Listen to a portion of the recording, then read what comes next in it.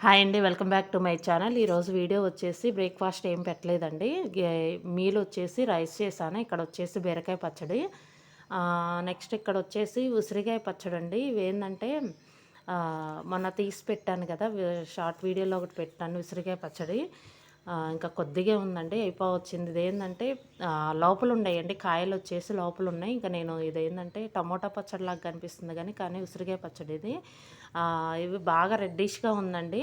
చాలా బావుంది. కానీ మంటయితే ఎక్కువ లేదు. బావుంది. టేస్ట్ చాలా బావుంది.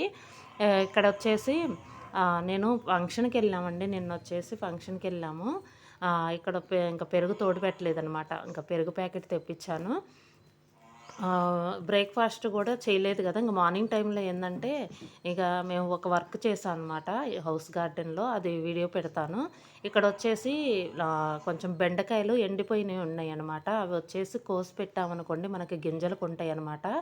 మనం ముందుగానే కోసి పెట్టుకోవాలండి. చివర్లు ఇలా పగిలిపోకుండా ఉంటాయి గదా! పగిలిపోతే ఏందంటే గింజలన్నీ రాలిపోతాయన్నమాట.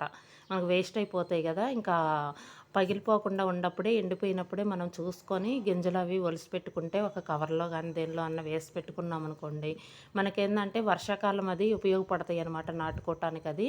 బయట కొనుక్కోవాలంటే రేట్లు ఎక్కువగా ఉన్నాయండి. మనకొచ్చేసి గింజలు ప్రతి కూరగాయ గూడా ఎక్కువ తీసుకుంటున్నారనమాట. ఎందుకంటే 2, 3 సార్లు తీసుకొచ్చామనమాట అవసరమైనయి.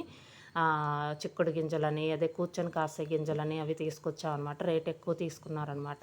ఇదండి వీడియో. ఈ వీడియో గనుక మీకు నచ్చితే లైక్ చేయండి, షేర్ చేయండి, సబ్స్క్రైబ్ చేయండి. Thank you for watching.